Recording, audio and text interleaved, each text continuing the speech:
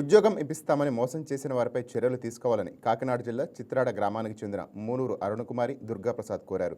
పోలీసులకు ఫిర్యాదు చేసినట్లు తెలిపారు. పిఠాపురం ప్రభుత్వ ఆసుపత్రిలో ఉద్యోగం ఇప్పిస్తామని ఇద్దరు వ్యక్తులు మోసం చేసి తమ దగ్గర నుంచి 2,40,000 లంచం తీసుకున్నారని వాపోయారు. ఏడాదిన్నర దాటినప్పటికీ ఉద్యోగం ఇప్పించకపోగా డబ్బులు తిరిగి ఇవ్వటం లేదని ఆరోపిస్తున్నారు. కాకినాడ వచ్చాయండి ఎస్పీ ఆఫీస్కి. ఇలా కంప్లైంట్ వచ్చాయని నాకు మా ఊరు ఇద్దరు వ్యక్తులు వేలం మధువాని ఒకడని మనకి శ్రీని ఒకడని ఇలా జిఎన్ఎం పోస్ట్ ఉంది పిఠాపురాన్ని నువ్వు డబ్బులు కడితే నీకు పోస్ట్ ఇప్పిద్దానని నమ్మించి నెలలో వస్తుందని ఎలక్షన్ నెలకొండగా కట్టించారండి వైఎస్ఆర్సీపీ తరపులో. మాకు డబ్బులు ఇచ్చి 2,40,000 వాటిలో 4 విధాలుగా కట్టించారండి. నెలలో డబ్బులు అయితే కట్టాను కానీ జాబ్ వరకు ఇప్పుడు వచ్చి రెస్పాండ్ లేదండి. చిత్రాడండి అయింది మడక శ్రీనివాస్ అని వేల మధు అని చిత్రాడండి అయింది మాది చిత్రాడండి. ఇలా మాది పిఠాపురం మండలం. అడిగితే ఫోన్ చేస్తే ఫోన్ రెస్పాండ్ లేదండి. మామూలుగా వాళ్ళకి ఏం చెప్పండి, నేను అవతలోడికి డబ్బులు కట్టాను నేనేం చేయను, నేనేం సమాధానం చెప్పడం లేదు. అవతలోడు ఏం సమాధానం చెప్తున్నాడో నేను అదే నీకు చెప్తున్నాను. నువ్వేం చేసుకోవాలంటే అది చేసుకోనన్ను, నేనేం చేసలేదు. ఆమె కేసు ఎట్టుకుంటా అంటే ఎట్టుకో, నాకేం పర్లేదు అన్న టైప్లో మాట్లాడుతున్నాడు ఆయన. మరి ఇలా జరిగిందని మా పరిస్థితి. పోలీసు వారికి దయచేసి మా డబ్బులు మాకు ఇప్పించవలసిందిగా కోరుతున్నాను. నాకు 2 పిల్లలు ఉన్నారండి. నేను జిఎన్ఎం చేశానండి. మా ఊర్లో 2 మధ్యవర్తులు మా ఆయనకు ఫోన్ చేసి ఇలా డబ్బులు కట్టండి జాబ్ ఉందని చెప్పారండి.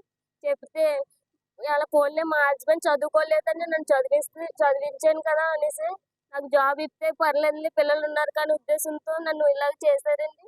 2,40,000 కట్టించుకుని మాకు ఇలాగ అన్యాయం చేశారండి. మాకు ఇల్లు లేదండి, అద్దెంట్లో ఉండి అప్పు చేసి కడుతున్నామండి. మేము ఎంత నరకం అనిపిస్తామండి.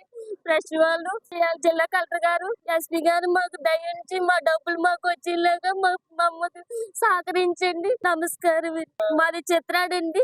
మాది పిఠాపురం మండలం అండి, కాకినాడ జిల్లా అండి. మడక శ్రీనండి, ఎలా మధు అండి.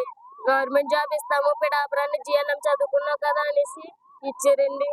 అడిగారండి. అడిగితే మేము ఫోన్లే జాబ్ వస్తే పిల్లలతో భవిష్యత్తు బాగుంటుంది ఉద్దేశంతోనే ఇచ్చామండి. మాకు ఎంత అన్యాయం చేస్తారండి. మాకు డబ్బులు ఇవ్వలేదండి, మమ్మల్ని బెదిరిస్తారండి. మళ్ళీ ఎలక్షన్ ముందు 1 నెల ఉండగా ఇచ్చామండి. ఒకళ్ళేమో తాపి పని అండి, ఒకళ్ళేమో గోల్డ్ షాప్ లో చేస్తారండి.